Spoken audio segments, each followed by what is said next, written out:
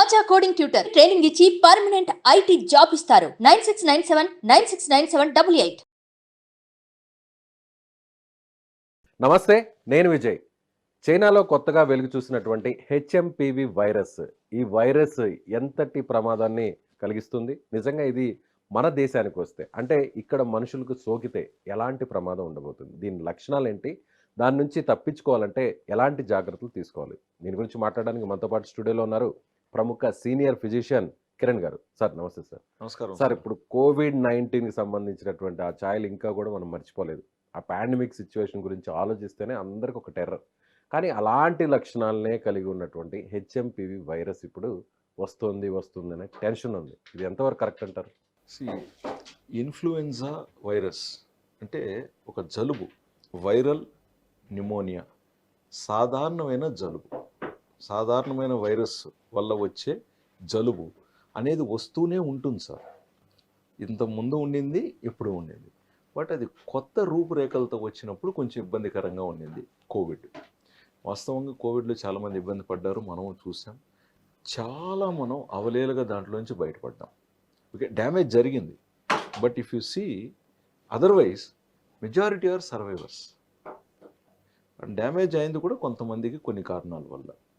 ఇప్పుడు ఇక్కడ కూడా మనం చూస్తున్నది కొత్తగా వచ్చిన జబ్బో రోగమో కాదు, ఒక ఇన్ఫ్లుయెన్జా వైరస్ ఒక కొత్త ఫామ్లో కానీ కొత్త మ్యూటేషన్ తీసుకునేది. కాబట్టి మేబీ మన బాడీ దాన్ని కొంచెం రికగ్నైజ్ చేయాలి. రికగ్నైజ్ ఎప్పుడైతే చేసేస్తుందో దెన్ ఇమీడియట్గా మనం దాన్ని అటాక్ చేయగలుగుతున్నాం, మన బాడీ ఇమ్యూన్ సిస్టమ్.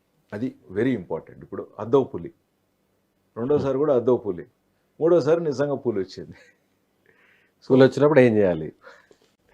సో మనము ఇదివరకు కూడా గమనించాం, కోవిడ్లో కూడా కొన్ని విషయాలు నేర్చుకున్నాం. సో ఎవరు తీవ్రంగా ఇబ్బంది పడ్డారు?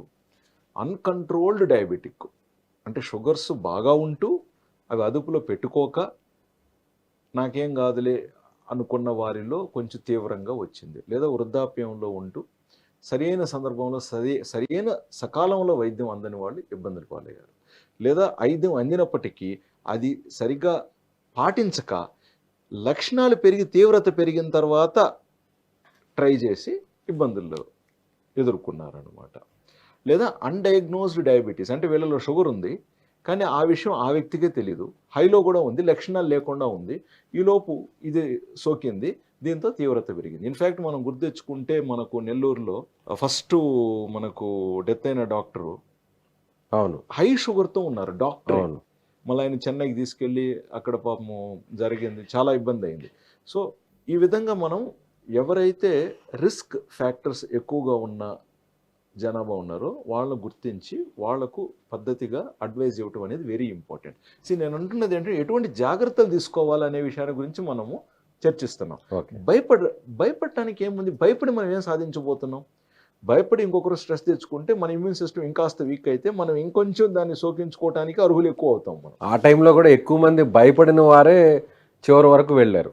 అవును, కొంచెం ధైర్యంగా ఉన్న వాళ్ళు, కాన్ఫిడెన్స్ ఉన్న వాళ్ళు ఈజీగా బయటపడ్డారు. సరైన డాక్టర్ని సరైన సందర్భంలో సకాలంలో వైద్యం తీసుకున్న తర్వాత సరైన మందులు కూడా వాడిన వారు, సరైన మందులు కూడా ఇప్పుడు ప్రిస్క్రిప్షన్ దొరుకుతుందండి, జెన్యూన్ మెడిసిన్స్ వాడి ఉండాలి. మళ్ళీ జెన్యూన్ మెడిసిన్స్. ఈలోపు కొంచెం సరదాగా చెప్తాను, కక్కుర్తిపడి ఆ డిస్కౌంట్ అని చెప్పి, ఎందుకంటే ఇటీవల నకిలీ మందులు పట్టుబడుతున్నాయని చెప్పి న్యూస్ పేపర్స్లో ఎక్కువగా వస్తున్నాయి. నిన్న మొన్న కూడా న్యూస్ పేపర్లో నకిలీ మందులు పట్టుబడ్డాయని చెప్పి వచ్చిందండి. ఇదివరకు చరిత్రలో ఎప్పుడు లేదు ఇలాగ నకిలీ మందులు పట్టుబడటం.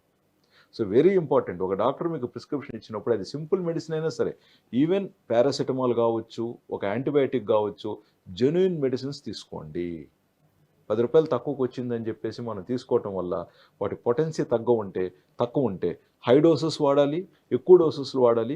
దాని ద్వారా మళ్ళీ లివర్ కిడ్నీకి అనవసరంగా ఇబ్బంది పడే ఇబ్బందులు ఉంటాయి. పర్టికులర్గా ఈ వైరస్కి సంబంధించి రాకుండా ఉండాలంటే వచ్చినా కూడా ఎంతవరకు మనం జాగ్రత్తగా ఉండాలి? ఎలాంటి ఆహారపు అలవాట్లు, లేదంటే మీరు అన్నట్లు కొన్ని ప్రివెన్షన్ లాంటివి చేస్తే ఎలా ఉంటుంది? రాకుండా ఆపలేమండి. ఆపలేం. ఇది సునామీ లాగా వచ్చిందంటే వస్తుంది, తగులుతుంది. ఈవెన్ కోవిడ్ కూడా మనం ఎన్నో జాగ్రత్తలు తీసుకున్నాం, బట్ ఎక్కడ ఆపగలిగాం?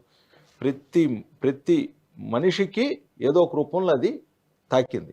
బట్ తర్వాత ఇతను రోగి అయ్యాడా లేదా అనేది వేరే అంశం. ఇక్కడ కూడా ఇన్ఫ్లుయెన్జాకి మనం తీసుకుంటే బేసిక్ జాగ్రత్తలు ఏంటి? క్రౌడ్లో వెళ్ళకూడదు. ఒకవేళ ఒక్కరికి దగ్గు, జలుబు, తుమ్ములు వస్తూ ఉంటే ఫస్ట్ చేయాల్సింది ఏంటంటే అతను అంటే అతను ఇంట్లో ఉండాలి. అతను ముందుకు వచ్చి నలుగురితో కలిసే పనులు చేయకూడదండి. అది క్రమశిక్షణ. మీరు యూరోప్లో కూడా చూడండి, ఎప్పుడు కూడా సీజన్స్లో వాళ్ళకి ఇన్ఫ్లుయెన్జా వస్తూ ఉంటుంది. ముఖ్యంగా ఈ జనవరి టైంలో వాళ్ళకు కోల్డ్ ఎక్కువ -డిగ్రీస్కి వెళ్ళినప్పుడు ఇన్ఫ్లుయెన్జా వస్తూ ఉంటుంది.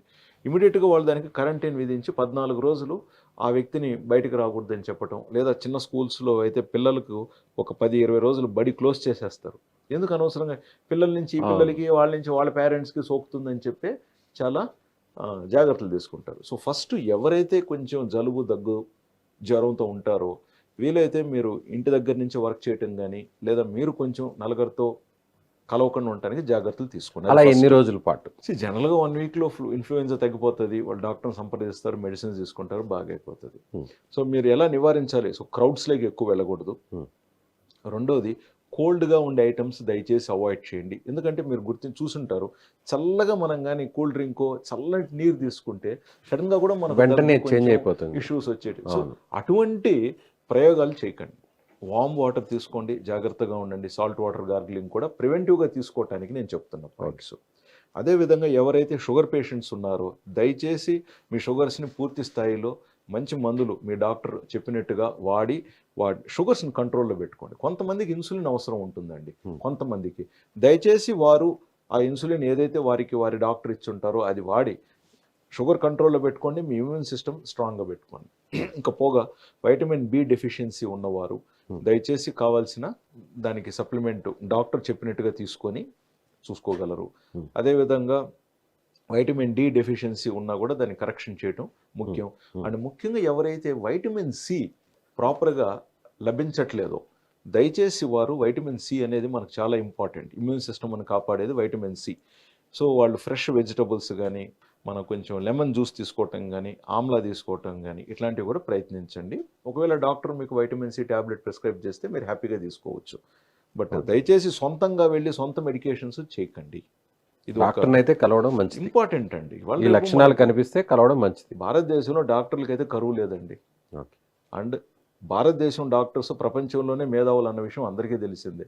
మీరు అమెరికాలో తీసుకోండి, ఆస్ట్రేలియా తీసుకోండి, మన ఇండియన్ డాక్టర్సే డామినేటింగ్.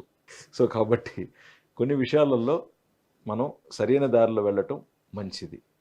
ఇంకా పోగా వృద్ధాప్యంలో ఉన్నవారు, గతంలో ఎవరికన్నా ఆస్తమా ఇష్యూస్ ఉన్నవారు, లేదా గతంలో కోవిడ్లో కొంచెం ఇబ్బందికరంగా కోలుకున్నవారు కొంచెం ప్రత్యేకమైన జాగ్రత్తలు తీసుకుంటూ ముందస్తుగా అవసరం ఉంటే డాక్టర్ని కన్సల్ట్ అవ్వటం కానీ, వాట్ ఎవర్ ప్రికాషన్స్ తీసుకోవటం. చిన్నపిల్లల్లో ఆస్తమా ఉన్న పిల్లలు, సో వీళ్ళు.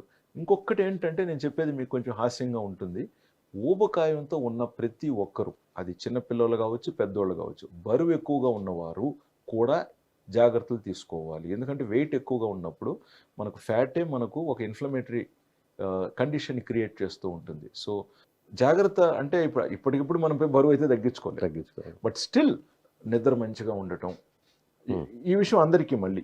ఎందుకంటే నిద్ర మానేసి మనము అది వర్క్ కావచ్చు, లేదా విలాసం కావచ్చు, ఇమ్యూనిటీ తగ్గిపోతుంది. అది వర్క్ కావచ్చు, ఎంటర్టైన్మెంట్లో కావచ్చు. మీరు నిద్రని కానీ ఇబ్బంది అంటే నిద్ర సరిపోలేదు అనుకోండి, ఇమ్యూనిటీ తగ్గిపోతుంది. కాబట్టి నిద్ర వెరీ ఇంపార్టెంట్. ప్లస్ ఓవర్గా స్క్రీన్కి అడిక్ట్ అవ్వకండి. మనం ఎక్కువగా ఉదయం, సాయంత్రం అవసరానికి మించి స్క్రీన్కి అడిక్ట్ అయినా కూడా ఇమ్యూన్ సిస్టమ్ డౌన్ అవుతుందండి. Mobiles, anything, TV. అవును, ఇప్పుడు చాలామంది మన దగ్గరికి వచ్చేవాళ్ళు, సార్ నాకు స్ట్రెస్ ఎక్కువ, సార్ నాకు వర్క్ ఎక్కువ సార్ అంటారు. చూడండి, వర్క్ అనేది దేవుడు ఇచ్చింది మనకి. పని లేకపోతే మనం బతుకులేం. ఆ పనిని సమర్థవంతంగా చేసుకోవాలి. తర్వాత రెస్ట్ తీసుకోవటానికి కూడా టైం ఉంది. కొంత విశ్రాంతి తీసుకొని మళ్ళీ మన పనిలో మనం నిమగ్నం అవ్వచ్చు. ఎగ్జాక్ట్లీ, విశ్రాంతి టయానికి విశ్రాంతికి తీసుకోవాలి కదా. మన విశ్రాంతి టైంలో కూడా మళ్ళీ మనము ఎంగేజ్ అయితే ఎలాగ చెప్పండి. ఇప్పుడు సిస్టమ్ ముందు కూర్చొని కంప్యూటర్తో వర్క్ చేసేవాళ్ళు చేసినంతసేపు దానం చేస్తారు. ఖాళీ టైంలో కూడా, విశ్రాంతి టైంలో కూడా, బ్రేక్ టైంలో కూడా మళ్ళీ మొబైల్స్ చూస్తుంటారు. అది రాంగ్ అంటాను. ఇప్పుడు నేనున్నాను డాక్టర్, పేషెంట్ చూసిన తర్వాత మళ్ళీ ఫోన్ చూశారు అనుకోండి, పర్వాలే, సరదాగా చెప్తున్నా. బట్ ఎవరైతే సిస్టంలోనే వర్క్ చేస్తూ ఉంటారో మీకు విశ్రాంతి టైం దొరికినప్పుడు మీరు ప్రకృతి వైపు వెళ్ళండి. మళ్ళీ మీరు స్క్రీన్లో ప్రకృతిని ఎతికితే మాత్రం కుదరదు. ఓకేనా? ఇంటర్నెట్లో ప్రకృతి దొరకదండి, అది మీరు గుర్తుపెట్టుకోండి. ప్రకృతి స్ట్రెస్ లేకుండా ఉండాలి, మంచిగా నిద్రపోవాలి, కరెక్ట్ టైంకి ఫుడ్ తీసుకోవాలి. సి విటమిన్, బి విటమిన్ ఉన్న ఫుడ్ తీసుకుంటే మంచిది. అవసరమైతే దీర్ఘకాలిక వ్యాధులు ఉంటే, ముఖ్యంగా డయాబెటీస్ ఉన్నవారు డాక్టర్ని కన్సల్ట్ అవ్వడం ఇంకా మంచిది. కంట్రోల్. ఎలాంటి లక్షణాలు ఉంటాయి? అగైన్ కామన్ లక్షణాలు అండి. మామూలుగా జలుబు వచ్చినప్పుడు ఎలాగైతే మనకు ఉంటుందో, లైట్ గా దగ్గు రావటం కానీ, సోర్ థ్రోట్ గా కానీ, లైట్ గా హెడ్ ఏక్ కానీ, లైట్ గా బాడీ పెయిన్స్ కానీ, ఇలాంటివి ఉంటాయి అన్నమాట.